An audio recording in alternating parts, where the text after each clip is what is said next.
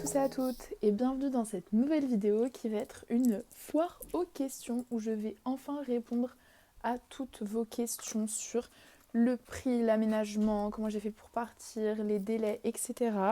Parce que je me souviens que l'année dernière, à cette même heure, j'étais en train de faire toutes mes recherches pour partir, donc je me suis dit que s'il y avait bien un moment idéal pour poster la vidéo sur le prix que ça m'a coûté, si j'ai des regrets, etc., c'était maintenant. Donc si ça vous intéresse, je vous laisse avec la Petit suite. disclaimer, j'ai mes écouteurs parce qu'en fait il y a mes colocs qui font du bruit en fond et que avec les écouteurs vous entendez moins. Et si vous entendez un bruit dans le fond, c'est le chien de ma coloc avec qui je suis genre super pote que je garde ce week-end parce qu'elle est partie au Texas. Et du coup il joue avec son os. Donc si vous entendez des bruits, voilà, je m'excuse d'avance. Et oui, c'est la taille normale qu'envers Starbucks aux États-Unis. Comment j'ai fait pour partir? C'est assez simple. En fait, je suis allée sur le site de mon université en France, sur le site du service des relations internationales.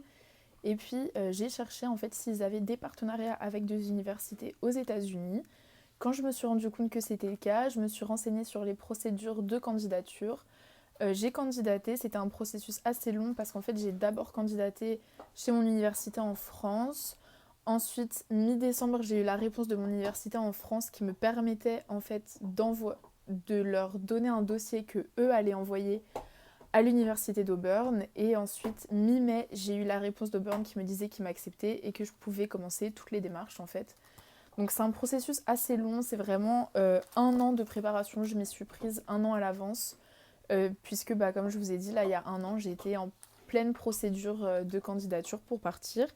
Et j'ai bien fait de m'y prendre aussi en avance parce que du coup comme ça, en fait j'étais préparée le mieux possible. Je respectais tous les délais, etc. Mais voilà, c'est une procédure assez longue.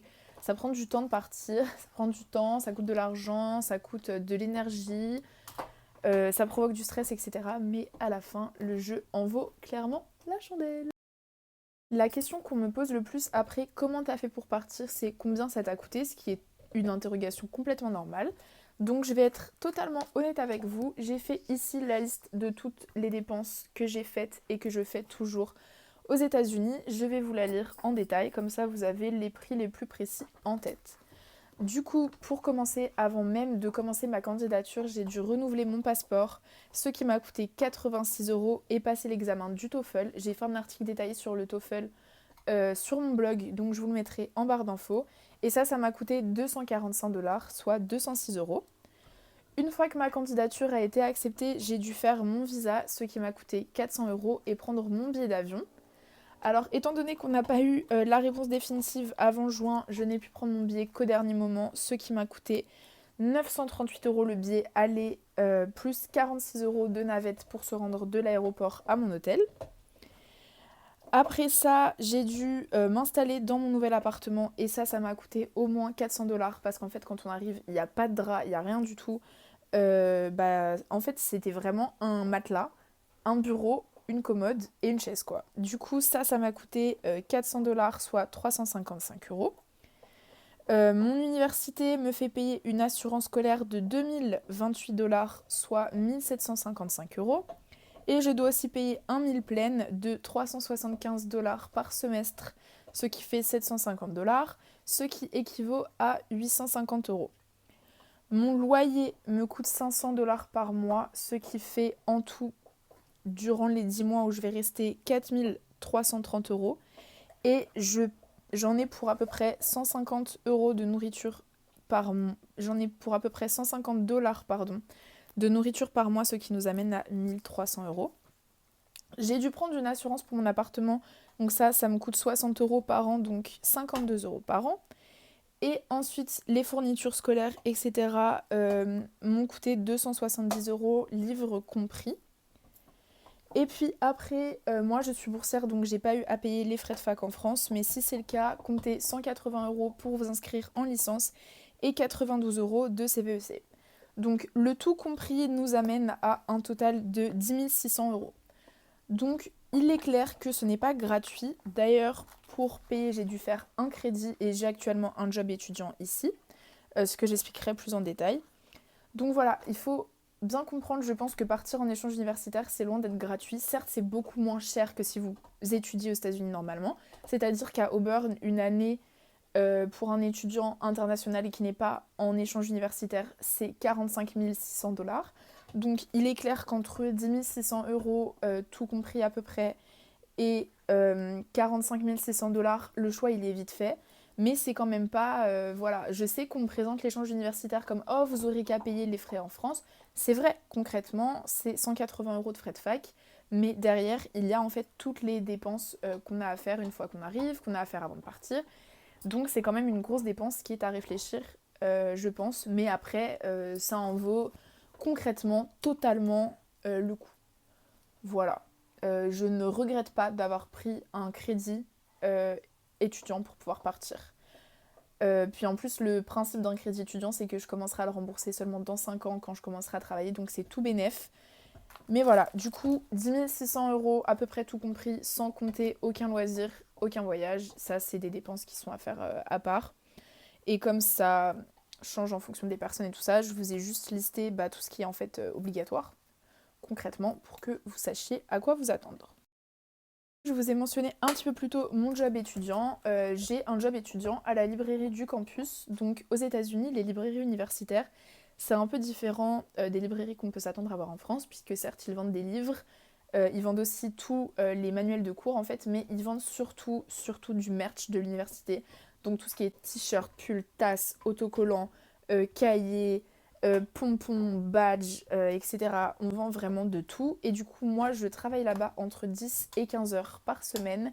Et je suis payée 7,50 $ de l'heure, ce qui est plus que le salaire minimum en Alabama, qui est de 7,25 $ de l'heure. Il y a quand même des règles assez strictes pour travailler aux États-Unis avec un visa étudiant. C'est-à-dire qu'on est obligé de travailler sur le campus. En fait, l'université doit être notre employeur.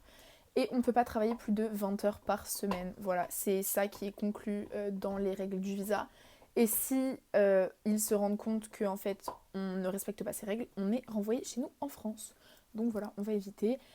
Après moi j'apprécie énormément mon travail. Ça n'a pas été très difficile de trouver un job, on va pas se mentir.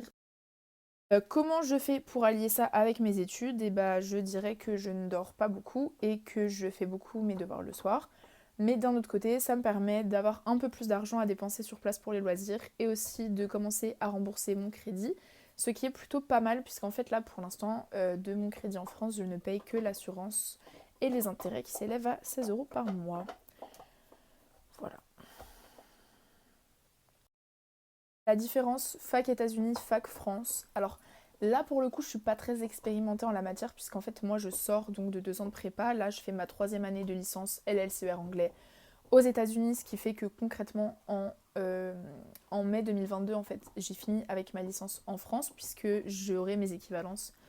Les cours que je prends ici sont en fait des équivalents des cours que j'aurais pu avoir en France. Donc à la fin de l'année, à la fin de l'année, je suis diplômée en fait. Si j'en ai fini avec ma licence, je n'aurai pas à redoubler mon année en France, contrairement à quand on part en fait au lycée. Je dirais de ce que j'ai entendu, etc., que la plus grosse différence, c'est le travail personnel. Il y a énormément de travail personnel dans la fac aux États-Unis. Voilà, que vous soyez prévenus si vous voulez faire un échange universitaire, énormément de travail personnel. J'ai au moins 2 heures de devoirs tous les jours, même si les contrôles sont plus faciles puisqu'ils sont très souvent sous la forme de quiz ou de réponses, en fait, de choix-réponses, etc., remplir les blancs. Dans mes classes de littérature, on a des dissertes à écrire, mais clairement, c'est des essais, mais c'est beaucoup plus simple qu'en France. Mais par contre, la charge de travail, beaucoup plus intense qu'en France, moins de vacances scolaires. Mais par contre la différence c'est que les profs sont beaucoup plus disponibles, c'est-à-dire qu'en fait ils ont des office hours qui sont en fait des heures où ils sont dans leur bureau ouverts aux étudiants, où les étudiants peuvent venir les voir pour leur poser n'importe quelle question qu'ils ont sur le cours. Si vous voulez qu'ils vous aident avec un brouillon pour un contrôle de leur cours, ils peuvent aussi faire ça, leur parler des difficultés que vous avez en cours, quelque chose que vous n'avez pas compris, un sujet que vous souhaitez approfondir. Les office hours c'est fait pour ça. Et aussi, il faut savoir qu'un prof n'a jamais mis plus de 24 heures à me répondre par email depuis que je suis aux États-Unis, ce qui est, on va pas se mentir, extrêmement différent d'en France. En fait, au début du cours, au début du semestre, on va vous distribuer un syllabus qui va avoir tous les contrôles et les dates auxquelles ils sont dus. Donc, vous pouvez organiser tout votre travail sur tout le semestre, tout au début du semestre. Donc, C'est stressant parce qu'en fait on voit toute la charge de devoir, mais d'un autre côté c'est super parce que ça permet de s'organiser à fond. L'ambiance du campus, génial. Il y a énormément de clubs, il y a la mascotte, il y a le sport universitaire et c'est super différent d'en France en fait. Les gens ont un sentiment d'appartenance à leur université qui est assez fou. T-shirt Auburn, pull Auburn, chaussettes Auburn, chaussures Auburn, j'ai des Santiago Auburn. J'ai des chapeaux de cow-boy Auburn, les gens ils ont des drapeaux, des autocollants, des magnettes à l'arrière de leur voiture avec Auburn. C'est vraiment un sentiment, ils ont des plaques d'immatriculation Auburn, des tasses, des gourdes, des... On vend des ceintures, des cravates Auburn, on vend même des pyjamas et des maillots de bain Auburn. Et il y a des gens qui les achètent. Voilà, vous voyez, et les pas non plus contents. Même, on vend même des trucs pour chiens Auburn. Impressionnant la quantité de merch Auburn qu'il y a et à quel point les gens dépensent. Parce que c'est cher en plus. Et les gens dépensent leur argent sans compter dans tout le merch Auburn en fait. Et ça, c'est très très différent en France. Il y a un réel sentiment en fait d'appartenance à l'université qu'on n'a pas nous en fait en France. Mais en fait, eux passent leur vie à l'université parce que on habite sur le campus.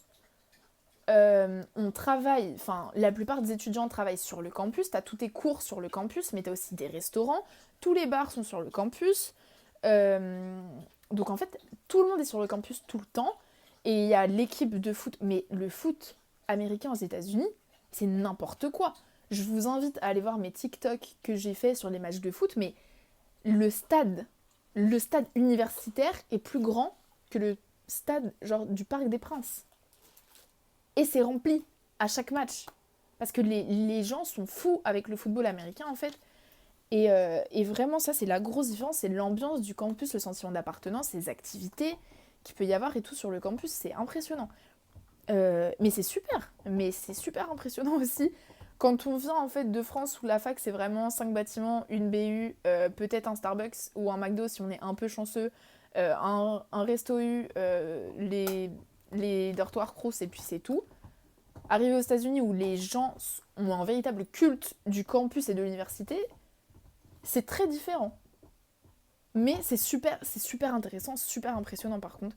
Et vraiment, moi j'aime vraiment beaucoup, mais ça c'est la grosse différence en fait. L'esprit universitaire des gens aux États-Unis complètement différent de celui d'en France. Et c'est très positif, je trouve. Est-ce que je regrette d'être partie? Qu'est-ce qui me manque le plus? Je regrette pas d'être partie. Je regrette pas du tout, vraiment. Je vis ce qui va sûrement être l'une des plus belles années de ma vie. J'ai aucun regret d'être partie. Jamais je me suis dit, purée, c'est dommage, j'aurais dû rester en France. Et ça, c'est une de mes plus grosses victoires parce que je pense que quand on fait un énorme move comme ça, il y a toujours une partie de nous qui a peur de regretter. Je regrette pas du tout. Si vous avez l'occasion de le faire, le meilleur conseil que je puisse vous donner, c'est faites-le.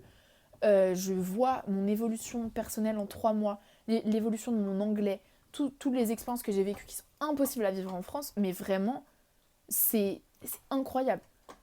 Après, bien sûr qu'il y a des manques.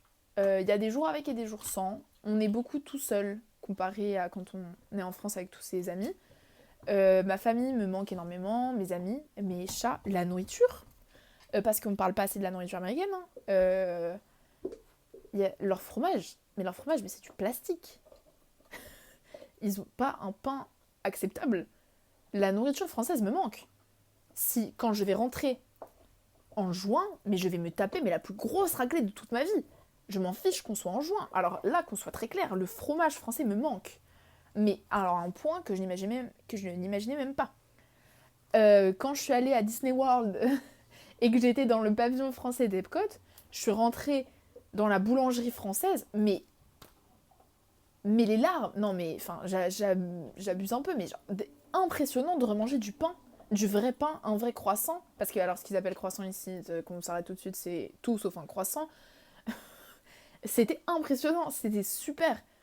Et en fait, la nourriture ici est très différente. Bah, c'est la fast-food culture et tout ça, très gras, très sucré. Franchement, les fast-foods sont meilleurs ici qu'en France, ça c'est pas très surprenant. Mais la nourriture est très très très différente et la nourriture française c'est vraiment ce qui me manque le plus, je dirais. En dehors des gens, c'est la nourriture française. Ça par contre c'est sûr. Des gens et des chats, c'est la nourriture française, je dirais. Ce qui me manque pas, c'est l'administration française. Ça me manque absolument pas. Comparé à l'administration américaine, l'administration française... Moi, je vote pour l'administration Ensuite, américaine. Hi Babo. En fait, c'est une question super intéressante, je trouve, parce que pas du tout. C'est-à-dire qu'il y avait des choses auxquelles je m'attendais, de un, parce que j'étais déjà allée en vacances aux États-Unis, et bah parce que j'avais lu, etc., à propos des États-Unis, de l'Alabama, des échanges universitaires. Il y a certaines choses auxquelles je m'attendais. On m'avait prévenu du sentiment de solitude, on m'avait prévenu que j'allais me retrouver quand même assez seule avec moi-même, surtout au début. On m'avait prévenu que tout était plus grand. Est-ce que je m'attendais à ça? Non. Voilà, je m'attendais absolument pas à l'esprit universitaire américain, à la gentillesse des Américains, parce qu'en fait ils sont genre beaucoup plus gentils que les Français. Je m'attendais pas à l'abondance de consommation. Les États-Unis, c'est le pays de consommation, c'est pas pour rien. C'est le pays qui consomme le plus au monde, et en fait quand on y vit, on comprend pourquoi. Et je m'attendais pas en fait à la gentillesse des Américains, au fait qu'ils comprennent, qu'ils soient aussi, on va dire, compréhensifs avec le fait que je sois une étudiante d'échange, que je parle pas super bien anglais.